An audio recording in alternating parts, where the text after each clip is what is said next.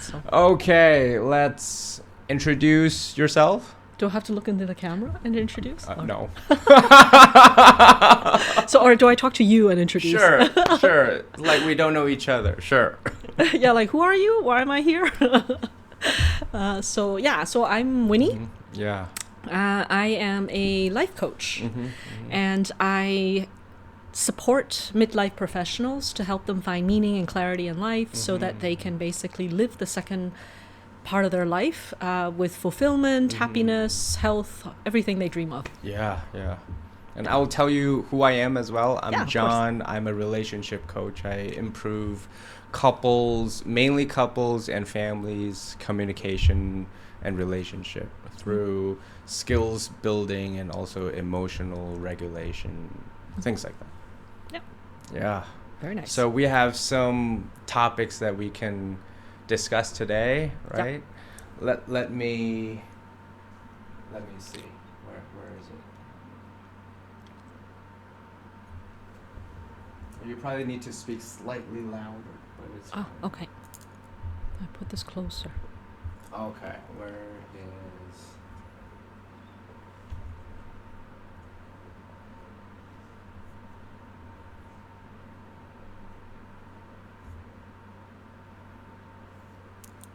Okay. So, where is it? Okay. All right, which one do you want to talk about first? So there's one is talking about how the world got... Okay, so how the world got forgiveness all wrong. What do you think? Yeah, let's start with that. Okay. Yeah. So... Sounds good. It sounds good. You suggested it in a way. I will let you go first. So how about I will interview you on your views? Like, what do you think? Like, why do you think the world got forgiveness, this idea, all wrong? It's something that, because it really, like the way we frame it and the way society talks about it, when you talk to people about forgiveness, the default is always that the person who was wronged, let's say, right? Like the victim. Right? Or the person who's in pain. Yes. Yeah.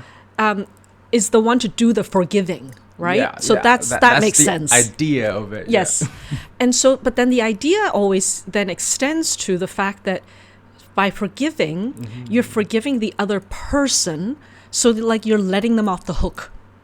There's an idea of that, yes. Yes, and I think that's usually how, when people talk about, like, you know, have you forgiven that person, right? Or do you choose to forgive? All these kinds of variations. It's always about, it's about the other person. Yeah. So then you are the one doing the forgiving, but it's somehow it's for the other person. And I think that's the part we actually have gotten wrong. I think so. Yeah, I see that as well. Yeah. And that I really see more and more now clearly how forgiveness actually doesn't need to have too much to do with the other person at all. Like, so the perpetrator, the person who wronged you, whatever it is they did, it is actually about you. And so... yeah, like, so that's the part where, but when I somehow talk to people about this, or whenever the topic of forgiveness comes up, most of the time people are not thinking about it as a topic for themselves. They're thinking it's about the other person. Right. And I think that has a huge impact in terms of how we deal with it, and then sort of an unwillingness to forgive. And then what is the true impact of that? That's the other thing I think we get wrong. The true impact of forgiveness. Of not forgiving, or actually. Not forgiving. Yes, because I think a lot of people withhold forgiveness because they think that it's a way to punish the other person. They think that. Yes, they always think that. They think, I won't forgive because by forgiving, I'm letting them off the hook. It's as if, like, I've accepted what they've done, or like now I don't blame them. It's okay to do that thing. Yes. Yeah. And then so they think by withholding the forgiveness, they're actually punishing the other person and, like, holding them to account. And I think that's usually how people talk about forgiveness. I think so, yeah. But the truth is, what I see is that it's actually, again, the opposite, which is that actually the person, they may feel bad about it, but whether or not they're really, daily bothered by it is one Probably thing. not. But the withholding of the forgiveness, that grudge that people hold on to, that's punishing that person every single day and weighing them down, leaving them stuck, unable to move on. But then, they just keep and they're unwilling to let go. And actually, in the end, they're punishing themselves.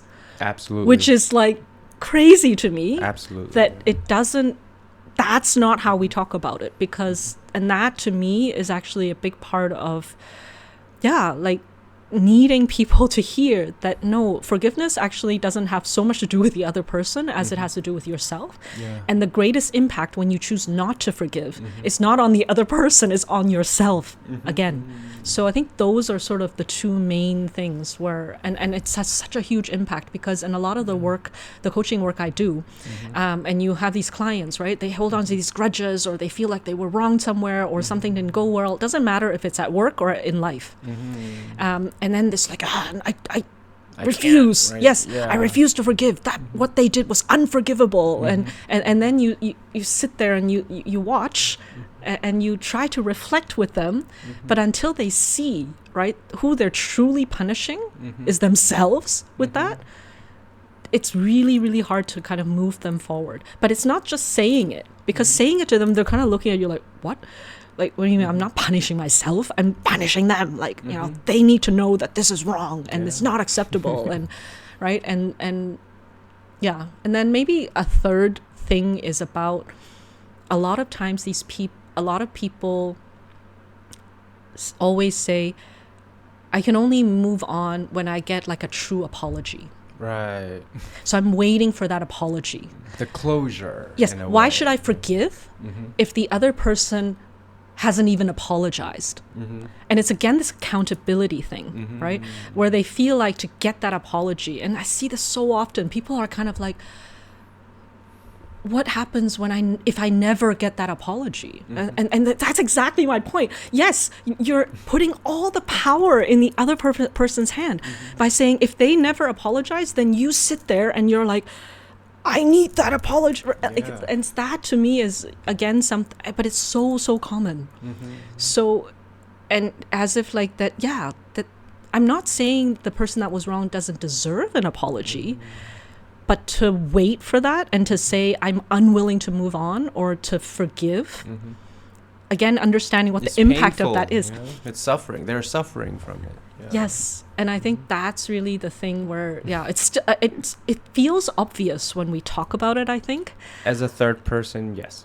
Yes. And for sure, I've been through many things myself personally where I know that, it's easier said than done. But at the same time, I do think there's a certain kind of societal conditioning around what forgiveness is.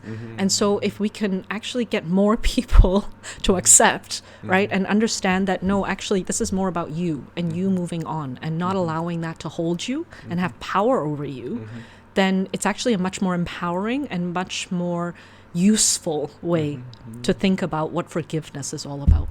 How do you normally coach or guide or people around you or your clients to do that? I mean, there are different, actually, even if you Google, I'm sure you'll find, there are different kind of protocols that you actually can take people through.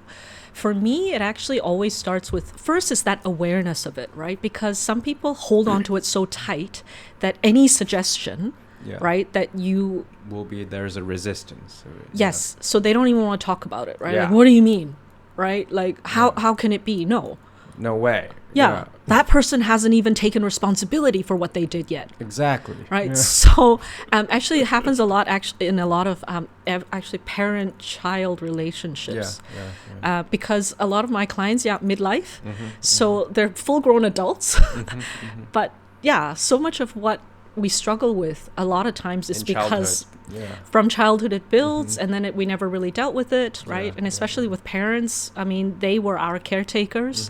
We were dependent on them, right? So there's a lot of things that add up where, once you grew up, you never dealt with it. But then now you suddenly get to an age where you start going, well, wait a minute, that wasn't right.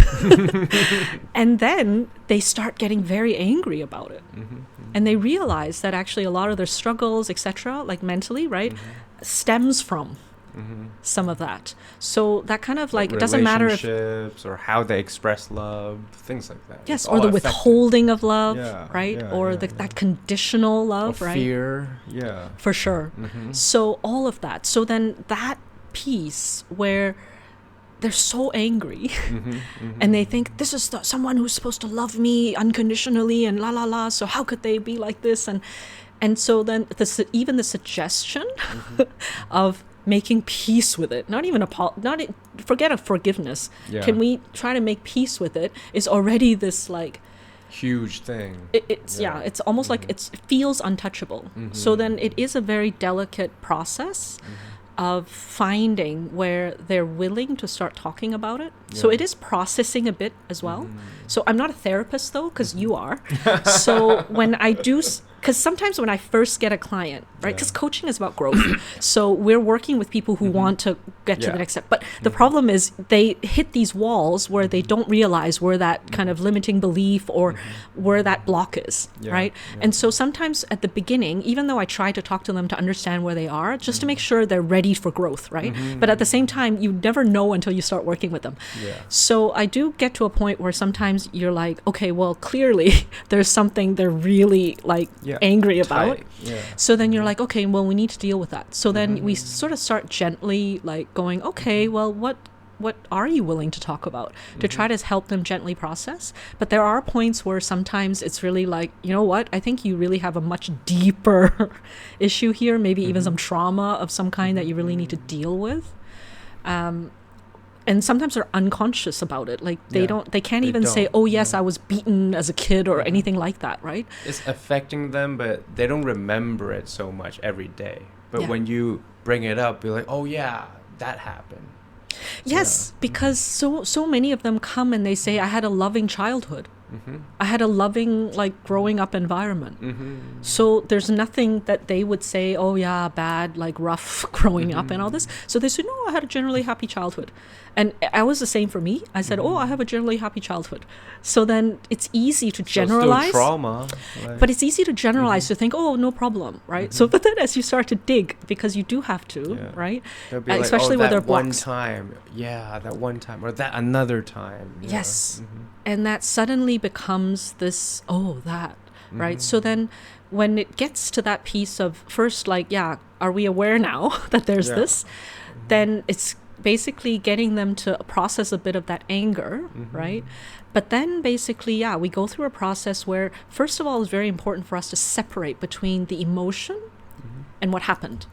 So like the facts of what happened versus all of the emotions that are intertwined with that. And how they interpret things, how they receive things. Yes. And so very often when they tell the story, that's already their interpretation, right? So what I usually do is then I start to try to help them separate, right? So that's also part of getting that clarity that, well, that's how you received it or that's how you interpreted it. This is the story you've woven in your head, right? And sometimes a very simple question is, have you ever even tried to talk to your parents about it, for example? Like, let's say they're still alive. Yes, let's say they're still around. Then it's like, have you even tried to talk to them about it? And most often, no. There's no way. No, that's not possible. They won't listen. As long as you brought that up, no, it's no way. Like, they won't be able to do it by themselves. Without a help of, like, an empowerment of a coach. There have been cases where they say, I never thought about talking to them about it. So then they said the suggestion of it sort of scares them a bit because they think especially Asian parents, I think, they think that their parents will not be open to such a conversation. But then I said, well, they're also not the same parents you knew when they were young. They're older now, they're different, right? So I said, if it bothers you as much as it now appears to bother you or if impacted you, it's entirely possible they weren't even aware that was the negative impact it had on you, right? With the best of intentions, I can really believe this, that even with the best of intentions, they can do great harm. So then I said, sometimes a conversation... most of the time. Most of the time is they love you. They want the best for you. Yeah. So, I mean, even if it's just to give the benefit of the doubt, right? Yeah. So then sometimes I'm sort of like, well, I'm not saying to confront them and start accusing them of all sorts of things, right? Because now you're mixing again all your emotions, right? With accusations and all, which is not helpful. Yeah. But then, I mean, even just to bring up, right, in family dynamics, you remember when I was young, la la la. We do this all the time. So I said, you know, even in that kind of gentle way, see how they saw the story. How do they remember it? Yeah. Sometimes my clients will have that conversation and their parents don't even remember it happening. They're like, oh, that happened? Which is to them like, you don't even remember that happening? And then they start to realize, so that impact that I now feel, that's me. Yeah. And it's even worse. It's like, wait, you don't even remember? Yeah.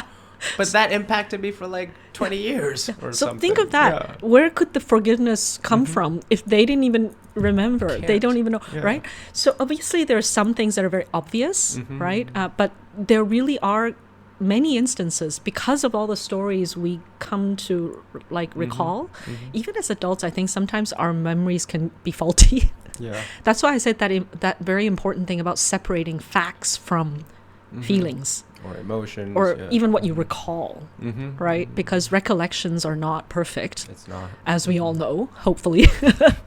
So, well, yeah. I mean, even like in relationships you have, right? So a couple arguing, right? They finish the argument. I mean, you ask them the next day. They were like, no, that's not what happened. Exactly. Already. Right? So but the feelings is still real, it's still raw. It's just the content is fuzzy. Yes. Yeah. And then it's almost like it doesn't even matter what happened anymore. Right? It's how you made me feel and right? It's all about the feelings. Yes. So for me, that whole like coaching my clients towards to be able to deal with those kind of forgiveness, because some are very minor, so they just have to realize that actually you're just holding yourself to it. So is it possible that, you know, we work on having you let go? And they're like, yeah, I suppose so. Then they're open. But for the ones that are more aggravated about it, then I kind of start separating it, get clarity for them, see if whoever they feel wronged them is someone they can possibly have a conversation with. Give me a friend, family member, it doesn't matter, right? And so that's kind of the process. But if they're not around, it doesn't mean, oh, I can never resolve this. This is again that's that kind of thinking about it wrong, right? As in I could never forgive because that person's not even there to be forgiven anymore. So that means I'm stuck with it. Yeah, that's a misconception again. Yeah. Exactly. Yeah. But just now what you said is very true, that for coaching, like you want people to know that, oh, I'm here to grow, here to improve. But you always, like, people, sometimes they don't know. And I think I can share a little bit about, of course I do coaching as well, but I also do it sometimes in a more therapeutic sense.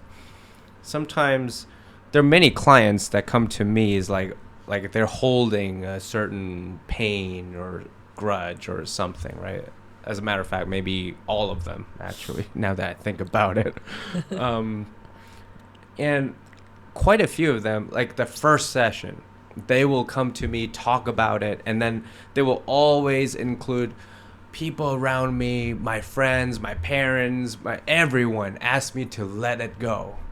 And I couldn't do it, you know? And that was the moment that my eyes were lit up, right? I mean, in my heart, because they couldn't see anything. Like, I want to stay calm.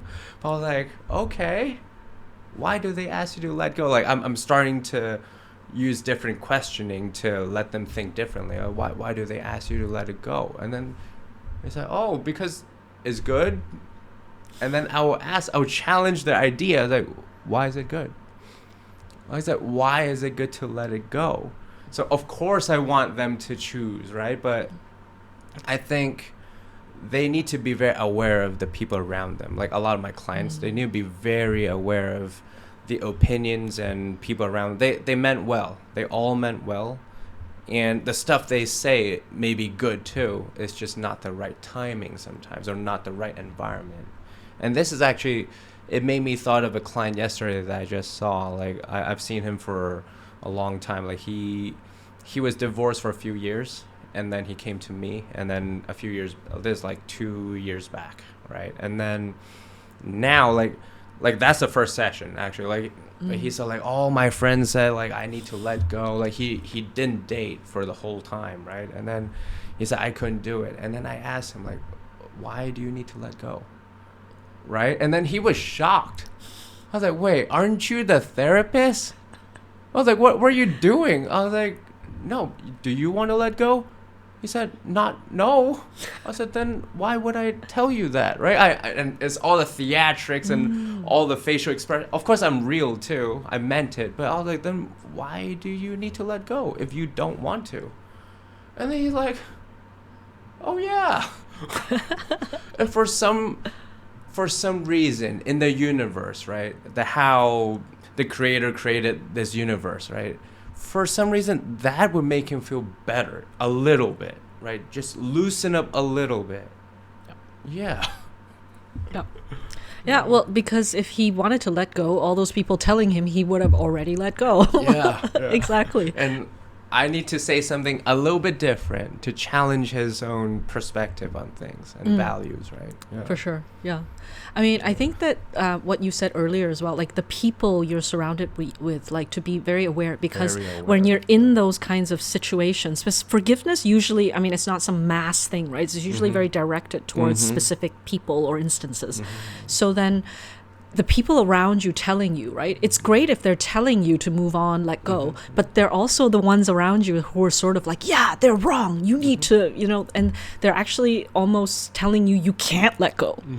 And so then even if you want to move on, if you're surrounded by people who are telling you, no, you can never, how could you? It's frustrating to hear that. Very frustrating, yeah. It's but like, how can you let it go? And then also ask me to let it go at the same time. Two groups of people. Yeah. Yes, and I think that's why people feel so stuck. And then they don't even know what they think anymore. I think it helps that they will be paying us, so they will listen a little bit more to what we want to say. Well, I think it's the same with coaching, right? Because for therapy, it's more obvious, I think. It's more like, well, obviously they're at a point where they're feeling such pain that they're really like, I need help, right? With coaching, I mean, in a way, it's like, ideally, the client is more like, I'm ready for exponential growth, right? But then I've tried different things, but I haven't seemed to be getting the results that I want. So I think working with a coach can help me break through those ceilings and help me get there faster, right? So, but they don't know what they're sort of walking into sometimes, right? So then they don't expect, I think, that because they think you're just gonna, I don't know, give them some formula for success, and then they're just gonna run with it. There's no such thing. And those ones sometimes are funny because where they get stuck at, right? Or exactly, right? There's certain blockage based on past experiences and things that they may not be aware of. So when you hit those, then sometimes they really have these revelations where they're really like, oh my God. And then they need time to recover. Right. And then, feeling anger, whatever it is, towards whoever did that to them to make them now be that way. Or maybe even themselves. Like, can they forgive themselves because they're so angry at themselves sometimes? Oh my God. Forgiving yourself is a whole different can of worms. It's actually the client that I just shared. Like, he's not forgiving himself in a way. Yeah. There's actually always that part, I think. I think in any situation, even if you feel like the other person is 100% wrong, like if you subjectively feel that, right? I do believe that in any interaction, in any situation, there's always two sides to it. And so it's almost impossible, unless that person is literally just lying there like flat, like passive, completely not contributing at all to the situation, right? To say that you weren't somehow a part of it. And I think that's the part where a lot of us bury very deep, because we don't want to admit or face, right, that we somehow was weak in that Contributed, moment, yeah. that I did something wrong to contribute to that result, that I really was not good for me, right? Like, so that part of it, I think sometimes, by being able to shift that blame to be like, you're wrong, I refuse to forgive you, you actually also allow yourself an out to not have to deal with that part.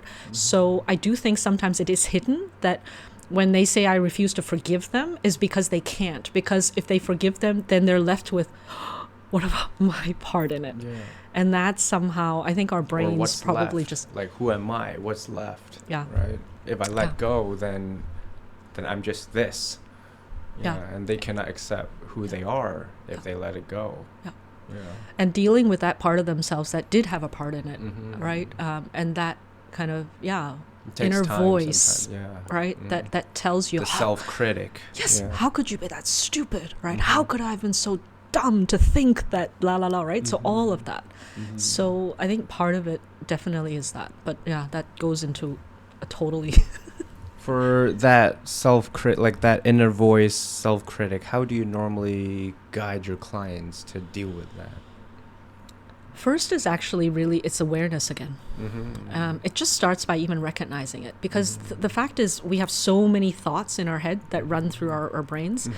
And depending on how critical that inner voice is, basically almost like what your baseline is. Right. Because if you've always been very critical of yourself ever since you were young, you may not even hear it anymore. Because it's almost like it's autopilot that's just playing in your head. It's like, oh, I suck. It's like that background music. Again. I'm a failure. That background music that's just on there all like the a time. white noise kind Yes, of thing. so you don't even hear it anymore. So that awareness that I talk about, sometimes it's really... Because when they say it to you, you hear it. It's more clear now. Yeah, they'll be like, well, I didn't get that promotion, like, because, the boss thought I wasn't good enough, and like that other person. But then as they talk, all this stuff they will start saying about themselves.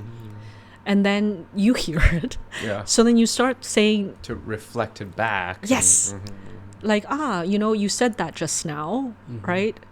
Is that a thought that's kind of always there, or was this sound like familiar? Is this something that always happens?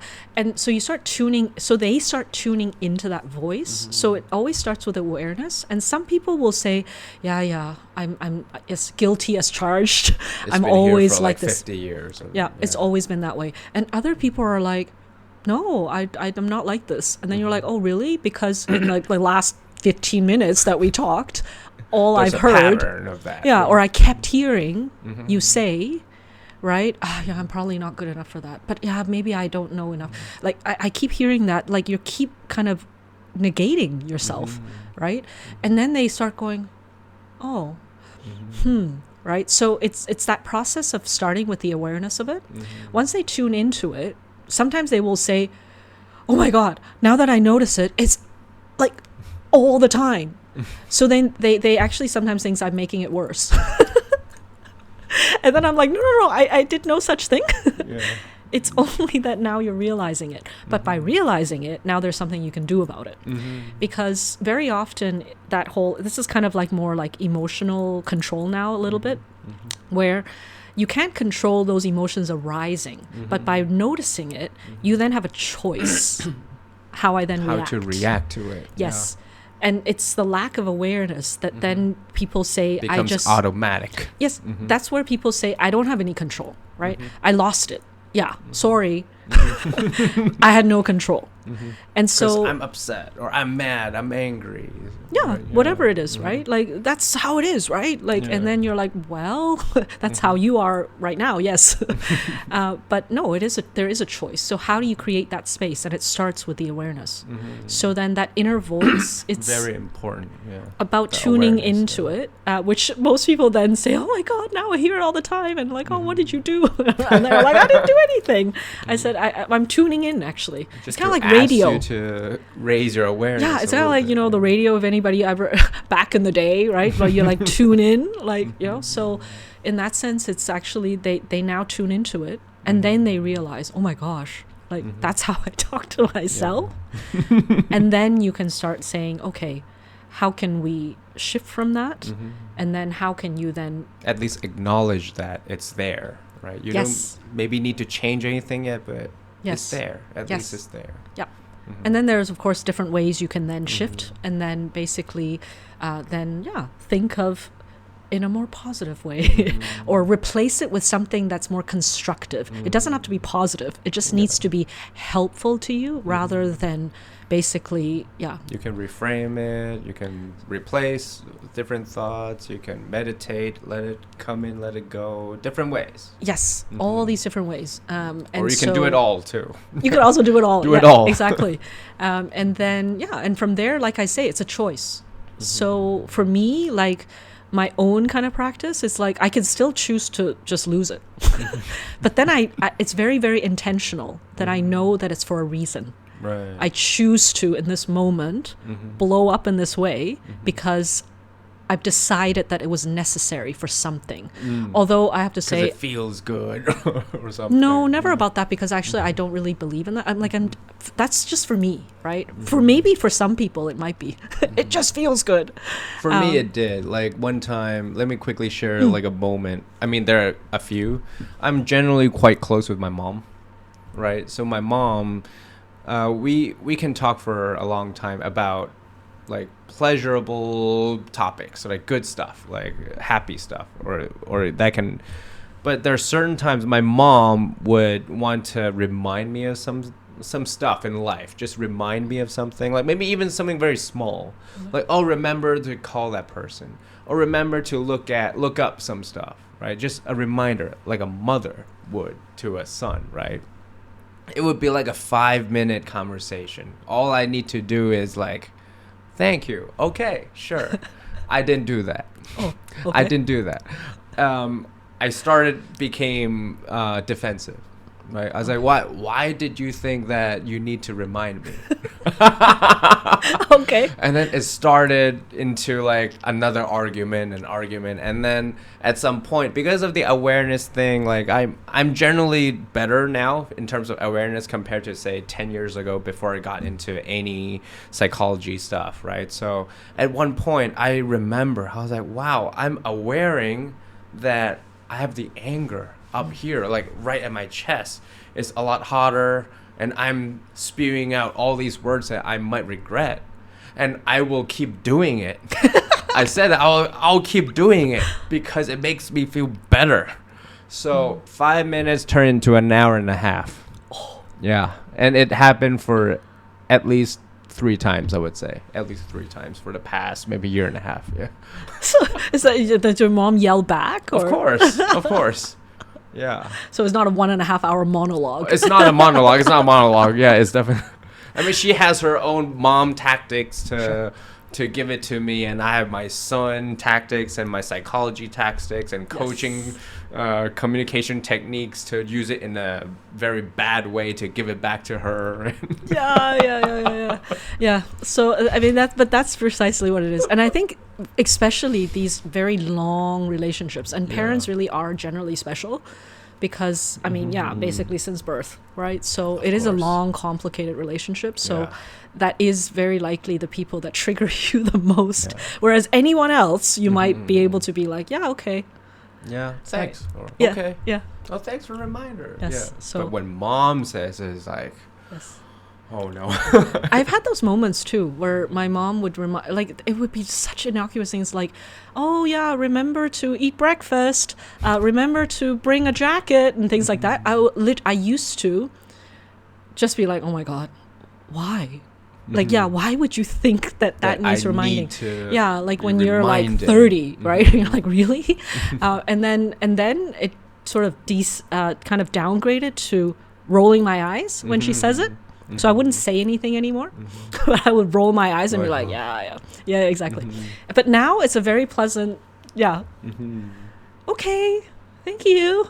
Or give her a hug, thank you. I may not give her a hug if she says like that, but okay. I would at least just be like, okay, exactly. Too much. It's still a little bit like, really? Like, really? Yeah, but now you need to remind me. Now I just kind of embrace it as in like, not embrace her, but at least be like, okay, thanks.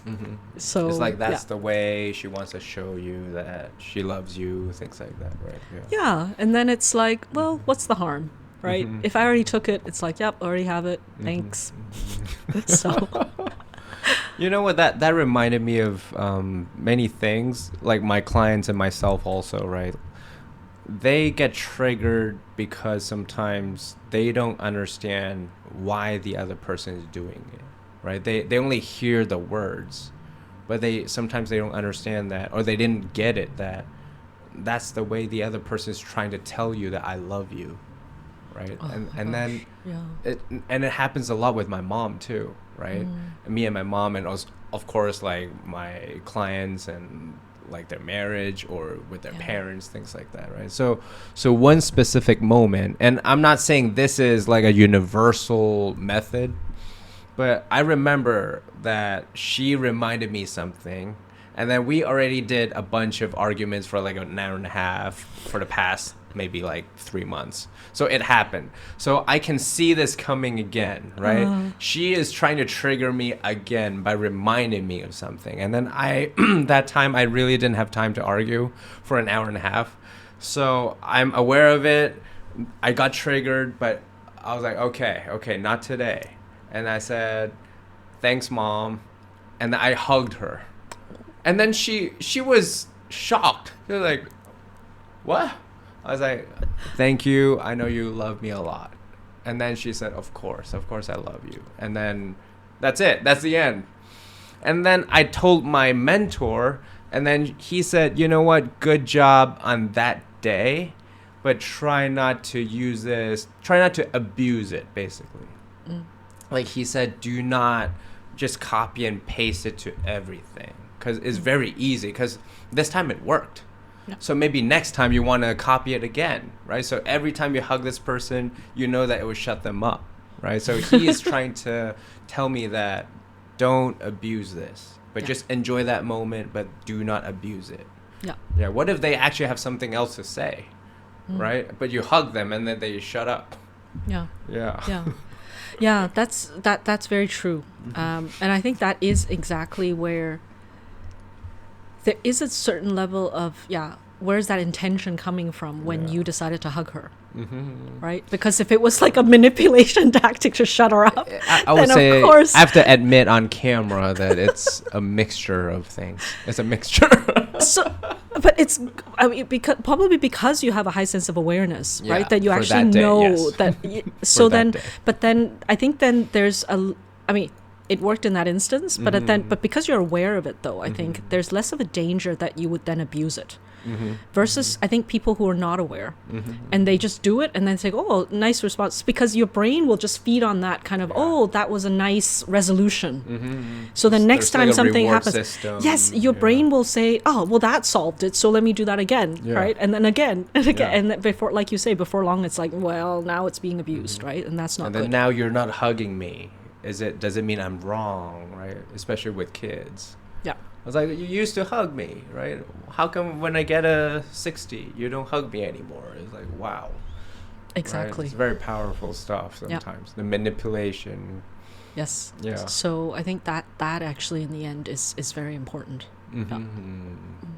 Wow. Okay. Why don't we? I think there's a good point to stop this topic. What do you think? Like, we can take a small break. We can always talk forever, but probably good. So too,